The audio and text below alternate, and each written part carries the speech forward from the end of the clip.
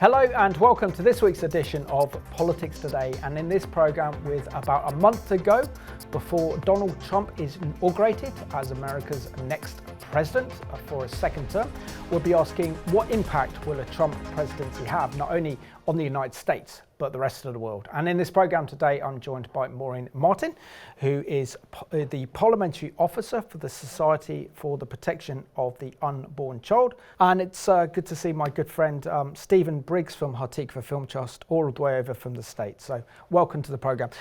Steve, it's great to see you again. We don't see you so much on the programmes anymore now that you're living stateside.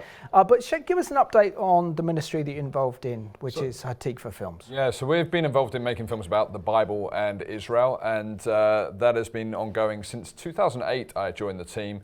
And we've produced a whole number of films called Blessing, Curse or Coincidence, which looks at Genesis 12:3 throughout history. Galatians 3 and verse 8 says, "For Scripture, foreseeing that God would justify the Gentiles by faith, preached the gospel beforehand to Abraham, saying, in you shall all the families of the earth be blessed," which is a direct quote from Genesis 12. So the series of films looks at, has Genesis 12:3 happened? Has it affected nations, empires, and individuals throughout history? And if so, where, when, why, and how? And the fourth film in the series is called America and the Israel Effect, and looks at the unfolding of that and the role that presidents have had in Israel's survival. Excellent. And Maureen, do you want to give us an update on the work of the Society for the Protection of the Unborn Child? I know that you've been working very hard on the assisted dying legislation that has really caught the imagination of the British public, and probably one of the biggest debates that we've seen in Parliament in years.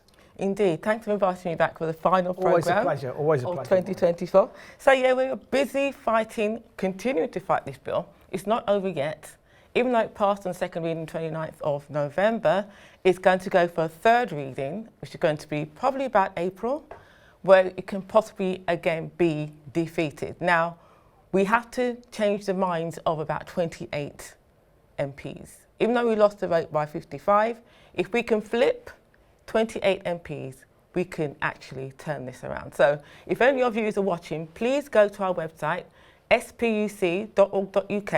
We have a tool online for you to contact your MP to encourage them to continue to fight against it if they voted against it, and if they voted for it, to just keep that conversation going, potentially change their mind. So please go online and make advantage of our tool there for you to use. Excellent. So we are continuing to fight. And there were 45 MPs that didn't turn up for the vote because it was on a Friday. So absolutely, that could make an impact as well. So, absolutely. Yeah. And Stephen, you've been living in the States for a while with your whole family out there in kind of Nashville, which is the music capital of the United States as well, and a nice Christian community as well. So, but share with us from your perspective what this year's US presidential election was like, from being inside the United States, seeing how the Democrats campaigned under Kamala Harris, and the same with Donald Trump with the Republican Party. Well, it was massive on so many levels. I mean, you had all of the mainstream media stacked against Donald Trump. We have to remember that twice his life was attempted to be taken. Okay, one was took place, and the other was the threat of it. But the process of that has had a huge ramification on the global scene within the states, with all of the states, and every single swing state that was swung in the Republicans' favor. And Donald Trump, of course, won a landslide victory in the House, the Congress, and across the board. Within the Nashville, within the Tennessee area, that state was very red. Generally speaking, anywhere that there is a capital of a state, that tends to be more blue in its outlook. And blue is, for our viewers, Democrat, because for our viewers who are British, you would associate, for example, the blue for Conservative and red for Labour, or the red for Democrats, but we know it's in reverse. So, that's for sure. Yeah. So the swing was quite pronounced. The fact that there was regions within California that flipped to Republican, which who'd have thought that would take place, and so it was seismic in its results. And the consequence, the whole of, I mean, just to give you an example, the District of Columbia, 94% of the District of Columbia, which is where the White House is, Washington, D.C., voted Democrat, 6% voted Republican. And so you can imagine that there is a lot of sweat on people's brows within the Democratic establishment within D.C., where the whole changing of the guard is going to happen once again. We have to remember as well that this is only the second president in American history that has been in office and then did not get in office their second time, and on the third attempt they got in. And so we have a scenario that is quite simply historic. Absolutely. And what do you make of Donald Trump's comeback? I mean, this has got to be one of the greatest political comebacks in recent history. He was pretty much down and out after the 6th of January in 2021, where we thought there was no chance that he would then come back 3 years later, not only to win the US presidential election, but he won the electoral college votes, he won the popular vote, and as Stephen said, both houses of Congress, and now he's set to dominate the Supreme Court. So for a president, he's essentially got unprecedented executive power now. Share with us your thoughts on probably one of the greatest political comebacks in recent time, if not in recent US history. I would say of all history, actually.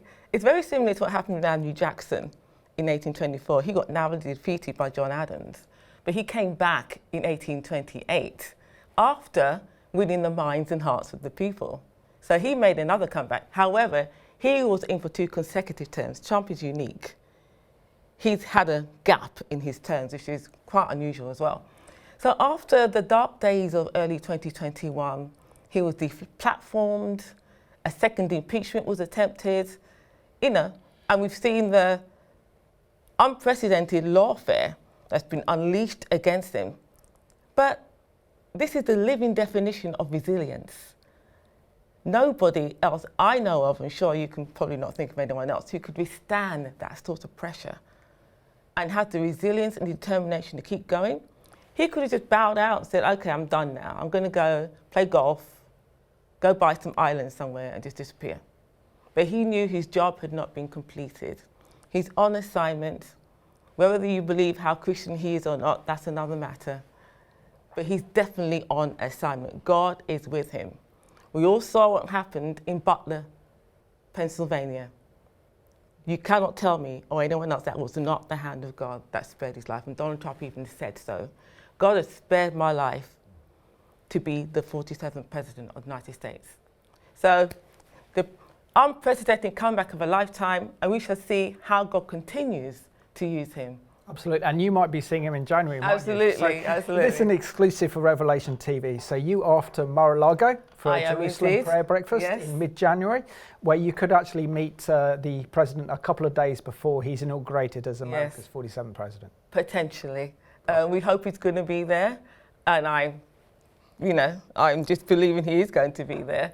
It's going to be 6 days before he's inaugurated, so we hope he's going to be in residence and will join us for the prayer breakfast, and I might have the opportunity to meet him. If I do, you'll hear all about it. We certainly will, Maureen, we certainly will.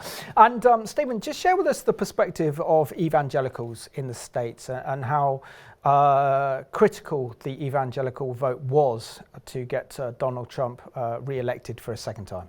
Yeah, I think that the evangelical vote is key to the whole thing. There was certainly a lot of resource put into reaching that world. It's not something that is exclusively the resulting consequence of evangelicalism. I mean, people have looked at how the state of affairs has been across the whole of the United States, and actually some of the policies that the Democrats put in place have not helped your average American citizen. And Trump is very, very pro business. He's all of the restrictions that have been put in place, he will seek to remove in the process for business to expand and to grow.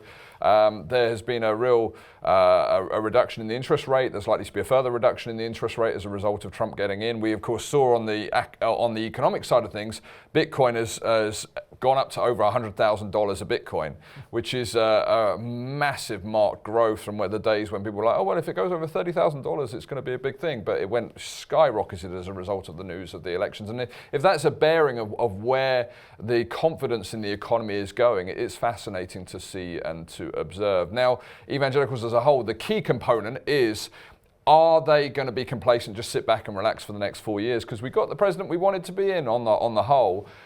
There's a heart change that still needs to happen in America. And there's a returning to the Lord and recognizing that some trust in chariots, some trust in horses, but we need to trust in the name of the Lord our God. And the comfortability of the church in America is still the thing that needs to be addressed. If we see the heart change in society across the board, then we'll see a real, genuine, lasting change in America. Absolutely. And Maureen, with about a month to go until we approach Monday, the 20th of January, where President Trump will have his inauguration, where he'll be sworn in as America's 47th president. Share what you think a Trump presidency Mark II will mean for Christian freedoms, and also in comparison to the previous administration, which is the Biden-Harris administration of the Democrats. Indeed, I think Trump's first priority is to deal with those institutions the Biden-Harris admin had weaponized to intimidate and persecute Christians. For instance, the FBI, imprisoning Catholics for praying the rosary outside of abortion clinics. That's the weaponization of the FBI. The Justice Department, the assault on free speech. Douglas Mackey was tried and accused of and convicted of posting a meme of Hillary Clinton in 2016. They accused him of trying to subvert the 2016 election, potentially facing 10 years in jail for a meme. That is the weaponization of the DOJ and an assault on free speech. That's just one example. We see the Department of Education. Trump has said he wants to actually eliminate the centralized Department of Education. Why? Because they have, again, weaponized that to indoctrinate children, sexualize them with CRT. Trump wants to send that back to the states so that people can have a direct input into education of their children. We've seen how, there's been an invasion of female spaces in bathrooms, in changing rooms of biological males. And this has caused parents to just go apoplectic, of course. But those parents who confronted their school boards have been accused of being domestic terrorists. This is the weaponization of the institution that Trump has to deal with. Now, he has appointed his choice picks in his cabinet, and we know that there's a fight going on to get them approved. But the idea is that he will have a team around him that can address these issues, that are on side completely and fully committed to implementing his agenda. And also, I think with a wiser Trump for this second time, Maureen, is the fact that he was inexperienced because he wasn't a senator. He didn't understand how Washington worked. The second time, he knows how Washington works. He knows how the institutions of government work. And he knows how the kind of deep state works as well. So surely that's going to have an impact on his outlook of how he's going to govern for 2025 onwards. Absolutely. Now he's wiser. He's older. He knows how the system operates. He knows the insiders of the system. And one of the mistakes he made in his first term was lots of the people he appointed were not fully on board. They were rhinos, basically, because he didn't know anyone, right? So he had to rely on advice from other people to, populate his cabinet, as it were. But then he has to deal with the unelected administrative state, these people who not affected by elections, and they can just choose not to implement his policies, which they did do in the first term. So he has to also deal with that aspect of the government. He's got a lot to do, but I believe because he's more wise to what happens in government, he can do it. He's older, he's wiser, and he knows what the game is, basically. Appreciate that, thank you. And Steve, we have to offer a word of caution concerning the direction that Donald Trump will take his second presidency, because there is no Mike Pence, who was a superb evangelical Christian. He was his vice president last time. There's no Nikki Haley, and there's no place for Mike Pompeo, his former Secretary of State. But we do have Mike Huckabee, the governor of Arkansas, who's known to be a very strong Christian and strong supporter of Israel. Do you think the lack of evangelical influence over Trump this time will have an impact on the direction his administration is going in? Not necessarily. Just because people aren't put into position of his cabinet, so to speak, doesn't mean that he doesn't have those evangelicals around him that are going to speak into what his decision-making process is. I mean, Mike Huckabee, himself, that was one of the first announcements he made. He's had a regular TV show broadcasting out of Nashville, and that studio, of course, has become null and void in the sense the show has stopped or will be stopping in the new year because of this potential appointment. And we have to remember all of these appointees are not yet confirmed. They are who he wants to surround himself with.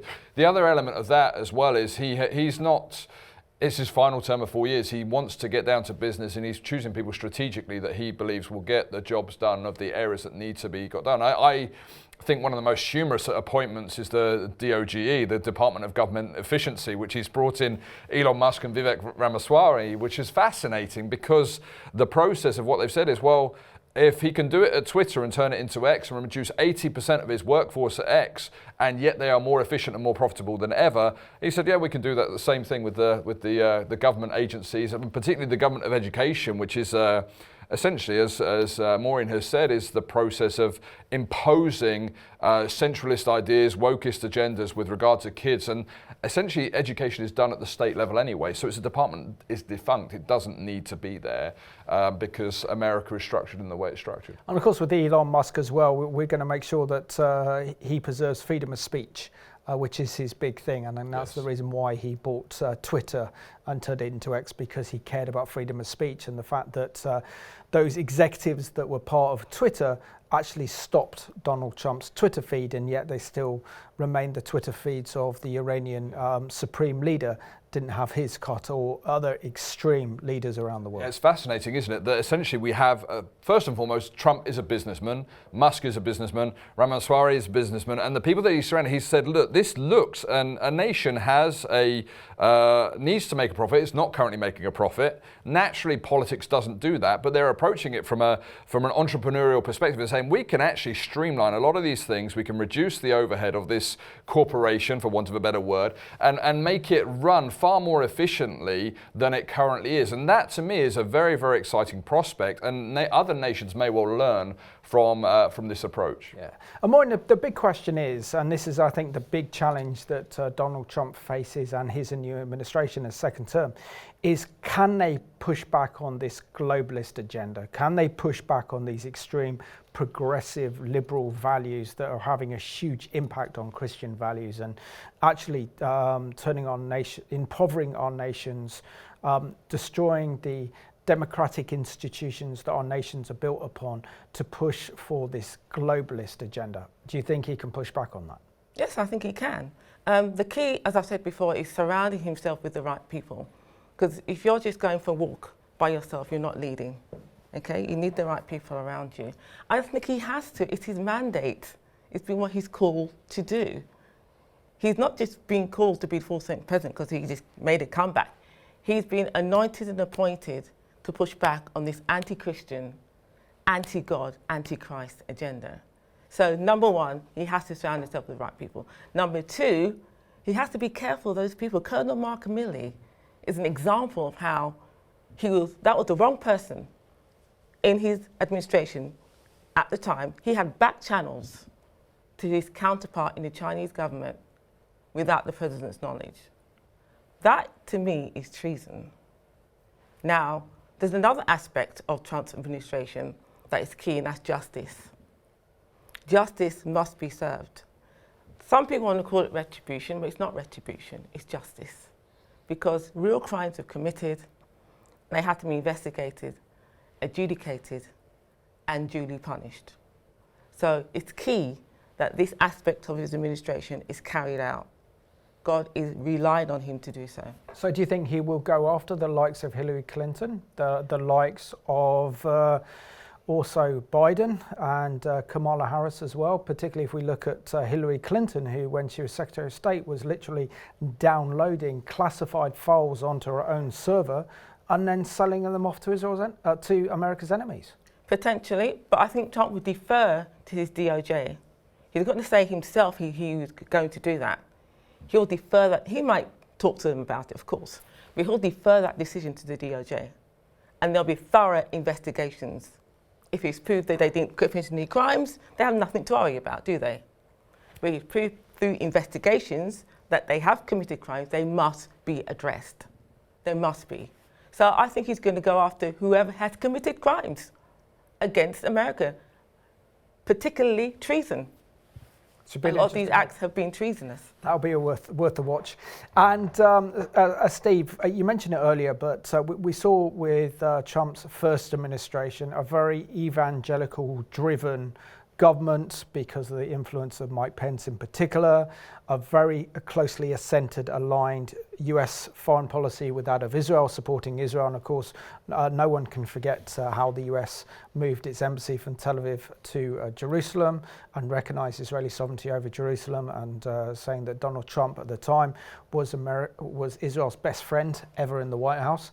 But unless there's a spiritual transformation in American society, it's not going to make a world of difference, is it? No, but do you think that the Trump administration could be a conduit for a move of God in America that brings Americans back to their biblical foundations, back to their foundation of their Judeo-Christian heritage, and a belief in God again, and an abandonment of this globalist, liberal, progressive agenda that has kind of dominated American society for certainly part of the agenda of the Democrats when they had the presidency? Potentially. And it's a caveat potentially. The key component that God is after is the church's transformation. He wants his bride to be made ready for when he returns. And the condition of the church is to do with the heart issue. What happens with those in government, governments can affect the freedom of the citizens to exercise their faith, to exercise the freedom of worship, to exercise the freedom of religion, to exercise the freedoms that are afforded through the Judeo-Christian worldview. And so you have a president that is going to advocate for that and allow people to express themselves in a free way. That's the litmus test, not only for the US, but for the whole world. The left progressive agenda was to suppress Christian freedom globally. Trump will not permit that and will not allow that to take place. And so it does afford an opportunity, but the opportunity is conditioned on the church and whether the church is on its knees once again, which is where it needs to be. We have to remember 1 Timothy 2, Verse 1-4 says, first of all, pray for all those in authority, pray for kings and those in high places, those in government positions. Why? That you may lead a tranquil and quiet life and that souls may be saved. If you have a government that is favourable to the freedom of sharing the gospel, the resulting consequence is souls can be saved. And that is the position that the coming establishment is still permits. And the knock-on effect of that around the world will be huge if the church really takes up what God has entrusted it to do. Absolutely. And Maureen has that famous passage in the Bible that talks about how righteousness exalts a nation, but sin is a reproach. Share with us the impact of having a kind of godly leadership at the heart of the American government. And of course, we're talking about the United States, but what happens in Washington has a ripple effect all the way around the world. It's already happening around the world. They're saying that Donald Trump now is the Times Magazine Man of the Year for 2024, which is extraordinary. Well, Person of the Year, actually. Yeah. They're very woke.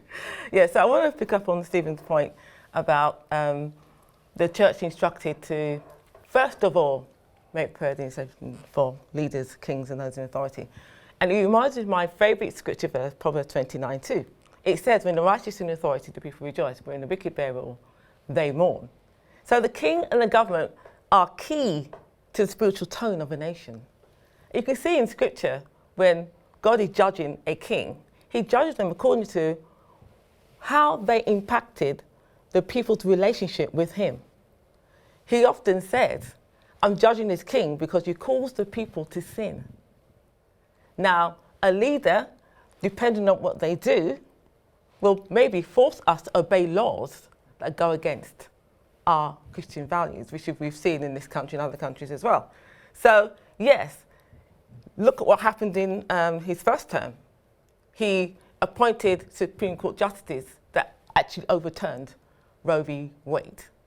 That was historic, and because he appointed those justices. So we can see that one of the things that Trump is very, very particular about is fulfilling his word. when he says something, he wants to make sure he does it, like changing or relocating the embassy from Tel Aviv to Jerusalem. And building a wall. Exactly. Everyone else said they would do it, but he actually did it because he said he would do it. So, and because of that, I think we can, whatever he said he was going to do, he'll do. Another key role of a king or a leader is to protect their people, to make sure they're protected. Now, the southern border, you can see, has been wide open for the last 4 years, and about 10 to 15 million illegal immigrants have crossed that border, putting the citizens at great risk and harm. We've seen, Laken Riley, she was brutally murdered, and others. So that's another thing that he had promised to do, is fix the border, and he will do that. Yeah. And Stephen, we've got 2 minutes left of the programme, but I want to also bring in how God will either bless or curse America depending on how America treats Israel, according to Genesis 12, 1-3, which you do a brilliant job of unpacking in the Hatikvah films, and that could be nothing more than the truth. But I'm sure that with Mike Huckabee as America's ambassador to Israel, we're going to see a very strong alliance between Israel and the United States. Just share with us how important that is to America's future spiritual renewal. It's crucial. It's crucial. We did a film called America and the Israel Effect that people can watch for free, actually, if they go to get.revelationmedia.org/watch the Israel Effect. And it looks at American presidents' role in Israel's survival over the past generations, Truman, Nixon, Wilson, and a whole number of other presidents that are involved in that. This is the key issue in my book, above anything else, is the foreign policy. And in Kings and Chronicles, kings are judged as righteous in the eyes of God based on two things. The first is whether they tear down altars to foreign gods in their land, and the second is their foreign policy. And Israel, being aligned with America once again, will, because Scripture is evident, prosper America and nations that align with it. So Steve and Maureen, thank you so much for being my guests on this week's Politics Today. So I wish you all a happy Christmas and a happy New Year. Thank you very much. And I just want to thank you for watching the last Politics of 2024. And it's been quite a year, but we also need to be praying very much for Donald Trump and his administration, who don't actually officially take power or office until the 20th of January. And a lot can happen in a month's time. So let's continue to keep them in our prayers and pray that it'll have a huge impact on Christians in the States and here. So have a wonderful Christmas, and thank you for watching this week's Politics Today.